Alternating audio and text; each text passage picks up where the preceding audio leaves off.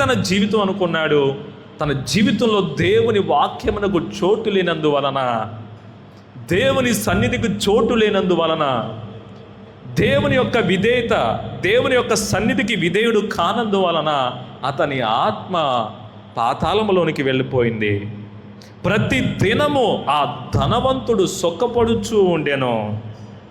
చనిపోయిన తర్వాత అతని ఆత్మ అపవిత్రాత్మ ఉండే స్థలానికి వెళ్ళిపోయింది. తన ఆత్మను కళంకం చేసుకున్నాడు. ఎలాగా?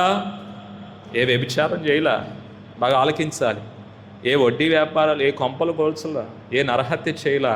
అయినను ఎందుకు అపవిత్ర ఆత్మ అయిందంటే దేవునికి చోటు ఇవ్వనందువలన.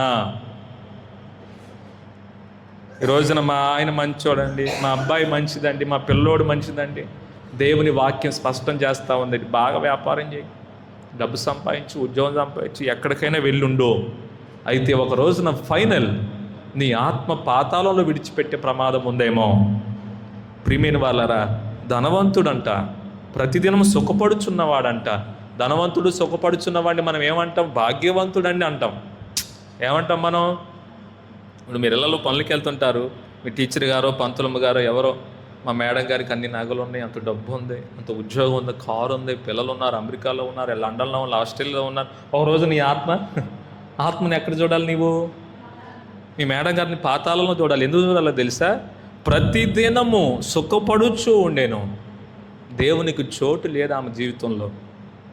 ఈ లోకంలో సుఖభోగాలు, ఉద్యోగాన్ని అనుభవించింది, వజ్ర వైడూర్యాలు అనుభవించింది, పట్టు వస్త్రాలు అనుభవించింది, సుఖపడుచూ ఉన్నది. దేవునికి చోటు లేనందువలన ఆ ధనవంతుని యొక్క ఆత్మ పాతాళంలోకి వెళ్ళిపోయింది. అలాగనే చాలామందిని రాబోతున్న దినాల్లో మనం ఎక్కడ చూస్తామంటే పాతాళంలో చూస్తాం.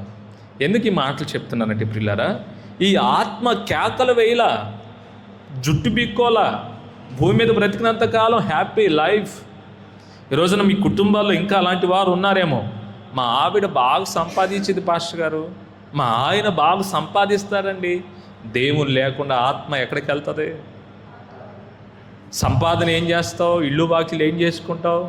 ఒక రోజున కేకలు వేస్తావు, అయిపోయింది, చాలా సగ జీవితం గడిచిపోయింది. చాలామంది అనుకుంటున్నారు ఈ లోకమే శాశ్వతం అనుకుంటున్నారు, నువ్వు కట్టుకున్న ఇల్లే శాశ్వతం అనుకుంటున్నారు, నువ్వు సంపాదించిన సంపాదన శాశ్వతం అనుకుంటున్నారండి. పిచ్చోళ్ళారా, ఒక రోజున ఏదో ఒక రోజున తప్పనిసరిగా, ఈ రాత్రే కావచ్చు, రేపు పొద్దునే కావచ్చు, ఎల్లుండే కావచ్చు, ఒక 5 సంవత్సరాల తర్వాతైనా కావచ్చు, నీ మరణం అనేది ఖచ్చితంగా తథ్యం. ఆ రోజున నువ్వు చనిపోయిన తర్వాత ఫైనల్గా నీ ఆత్మ ఎక్కడికి వెళుతుందో ఒకసారి పరిశీలన చేసుకోవాల్సిన అవసరత ఇక్కడ కూర్చున్న మనకే ఉంది.